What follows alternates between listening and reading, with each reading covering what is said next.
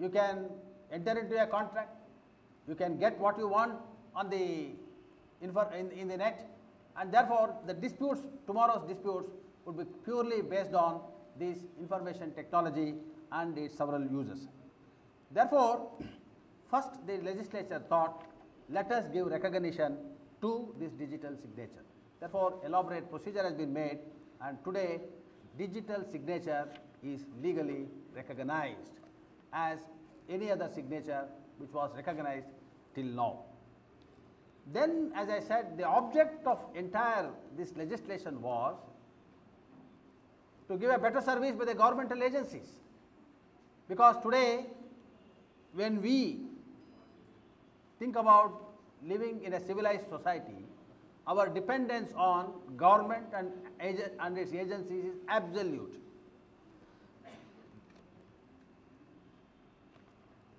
You need the assistance, approval, permission, you call it whatever name, of a governmental agency for a decent living in this country. That is where the governmental agencies have not lived up to their expectations, have made the life of the citizens miserable. That is how corruption has set into our social setup.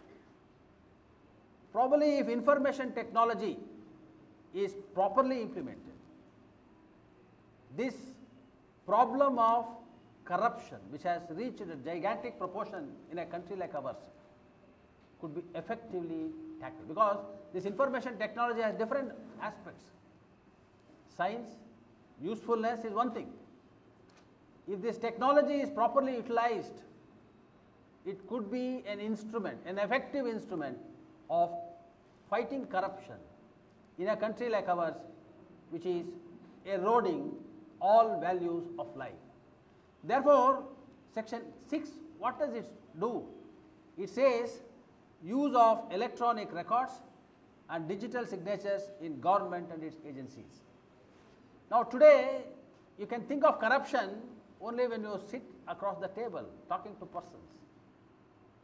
If some information I can access, if I can get through this electronic media, then probably these chances of corruption which is prevalent today could be reduced. Therefore, today we can file our income tax returns, sales tax returns, and the most corrupt field is this contracts.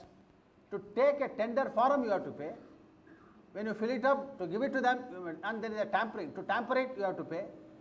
After not giving up the information, if you want to fill up after the last date, again there is corruption. So corruption has taken its roots in all facts.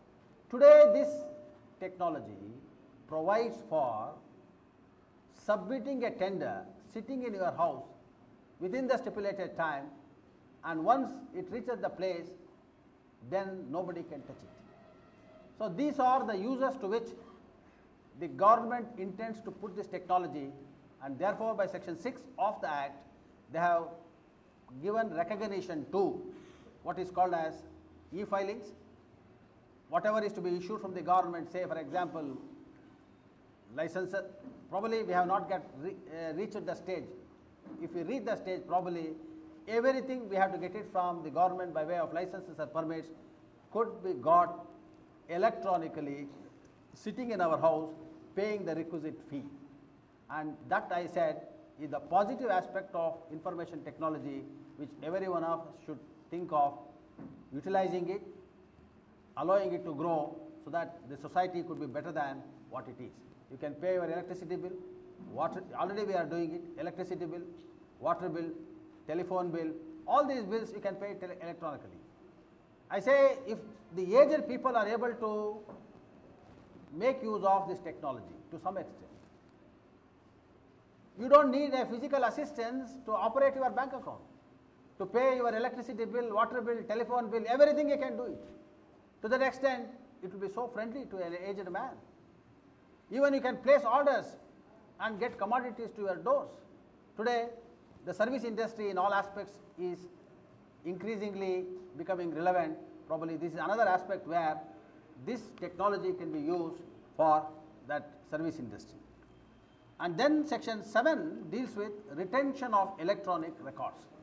According to me, this is a very important provision which again implemented would make our life better. Today, when I want to deal with the outside world, say for example in respect of immovable property, the provision says caveat emptor, purchaser be aware. What does it mean? If you want to purchase a property, you must make enquiries to find out whether the person who is offering this property has the title, is he the owner, if he is the owner, to what extent. Therefore, it involves inquiry. How do we do it? We go to the sub-register office, try to get at the documents, we apply for encumbrances, we get at the documents, we go to the corporation, we get at a Khatha endorsement. It is here the corruption is breeding. You are dependent on so many governmental agencies and the certificates or documents which they are going to give before you can spend your money and purchase property. With this retention of electronic form, all these documents, at the press of a button, you can get this document. If you apply for an encumbrance certificate today, he will ask you to come after 1 month. If you ask for a certified copy of a sale deed, if it has to be written earlier, now it is to be typed, they will say come after 15 days. If this technology is put into action, he should be able to give you in 5 minutes time. But you may also think of a day when by paying the necessary amount sitting in my house in the computer, I should be able to get it to my computer itself. I need not go out. Today, air ticket, you can purchase it sitting in your room. Not only purchase of air ticket, you can get your boarding pass. You can get your boarding pass in your house, keep it in your pocket and go and board in the plane. That is the importance of this technology. So, we are looking for a day when, if I want a copy of the sale deed, if I want a copy of the encumbrance certificate, if I want a Khatha endorsement, I should be able to give my credit card number, prescribed fee is there, and I should be able to take it out in my house in 10 minutes. That is information technology. And now that is possible because the law today recognizes retention of electronic records, because we have seen many times, for example, in code we keep it for 3 years. Afterwards, if you ask for a copy, we say we have destroyed it. If this electronic form of storage of information is now recognized, you can store for 100 years and you can get that information within minutes. That is what I said, a positive aspect of information technology. How we can make use of this technology for a better living every day. Every day we are interacting, and if this technology is properly used as recognized now under this act, probably our lives will be better than what it is today. Similarly, you approach survey departments, we go to Bangalore Development Authority, and now added to this, there is one more enactment which is of utmost importance, that is Right to Information Act. Now the Right to Information Act confers a right on every citizen to get at the information which is in the possession of government and governmental agencies as a matter of right. If they refuse, you can take action against them. Within 15 days or 1 month, you are bound to get it. In a democracy where rule of law is the cornerstone, this information, that's why I have been saying, when you talk about information technology, what is that information? Many times it may not be an information which concerns me personally. It may be concerning nation, it may be concerning society, it may be concerning an organization. In fact, if you look into that Information Technology Act, there is a specific provision which says every organization, if it can financially bear it, should put on the internet the entire particulars of their association. The office bearers, the total investment made, the expenses involved, salary paid to its employees, the work turned out, the development. What is happening in Delhi, I should be able to get it in Bangalore. That is the requirement of information technology. Question is whether we are economically reached the stage to put everything in web is a different thing, but that is preferable. So the whole object is, now once that is put in the web, that information comes, it is recognized in the law. So section 7 of the Act deals with retention of electronic records and downloading or retrieving, as they call it, that information sitting in your place. Then the next rule which assumes importance is this section 8, publication of rule, regulation, rule in electronic gazette. As all of you know, whatever the government does, whatever order government does, whatever rules government passes, it has to be published in the official gazette. Sitting in the High Court, just 100 feet away is the government press. I will never be able to get any notification or rule which I want. That is the sorry state of affairs in Karnataka. I don't know about other states. But without this notification, there is nothing you can do. Today, large tract of land is acquired in and around Bangalore for various purposes. The Land Acquisition Act, the BDA Act, the KIDB Act, the Housing Board Act says that acquisition should be notified in the official gazette apart from newspaper. If any person wants to challenge it, you can't produce a newspaper notification. We insist that it should be an official gazette. It is impossible to get at the official gazette. Number one, nobody knows what is published in the official gazette because it is not easily available. Now the law says they have created what is called as electronic gazette. The publication of these gazette, these notifications in electronic gazette is today recognized in law. If it is so, sitting in the house, I can find out whether my property is acquired, what is the gazette notification, and I can retrieve a copy by downloading in my house. Similarly, all the rules and regulations passed by the legislature, the Act says it should be placed before the legislature and then it should be duly notified in the gazette. So there are any number of things, orders, regulations, rules which requires to be notified in the official gazette. It is notified, we do not know whether it is notified or not. Even if it is notified, we are not able to get a copy of it. So therefore, now by the introduction of this section, by creation of what is called as electronic gazette, the entire notification concept would radically change, and if it is published in an electronic gazette, it is recognized in law and it would be accessible to everyone sitting in their house. So as a judge, I would say these four provisions would make all the difference as far as administration of law and in particular the Information Technology Act is concerned. Of course, the other aspect is the creation of appellate authority, constitution of appellate authority, an appeal, that we have not yet reached the stage because we have no litigation. Because I was told even in an advanced country like America, not even 10% of the offences are detected. So that is the technological advance the criminals have over the actual professionals. So if you want to be a criminal, you must be double the intelligent than a professional. And they are also unable to keep up the pace. So that's the world, that's about information technology. So as my understanding of the technology goes, this act goes, as I said, I am still a student. These are the provisions which impressed upon me, and if it is put into practice, probably the apprehensions expressed in various quarters could be effectively dealt with. What is a cyber crime? Types of cyber crimes are slated to be discussed in a particular session. As I said, I don't want to encroach upon those areas because we will have it from the experts concerned.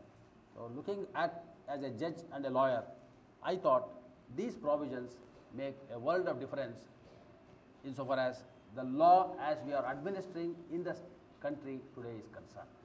So I, for one, welcome a discussion rather than a one-way traffic of my delivering something.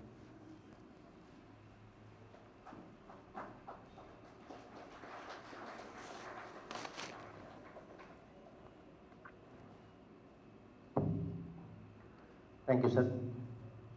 You have carefully traced the first few important sections of Information Technology Act, which actually define the scope of the Act and the importance in what we call as e-governance. Of course, e-governance, in one way we think of it as governmental functions done in e-form, but sometimes the term e-governance can be applied even to corporate e-governance or any other form of managing things in e-form, out of which, of course, recognition is the most important thing.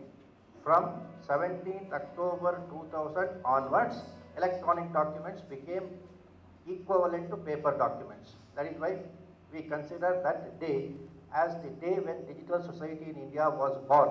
In fact, 2 years back, when we conducted a digital society day, Justice N. Kumar was there when he inaugurated that concept of digital society day for the first time in India.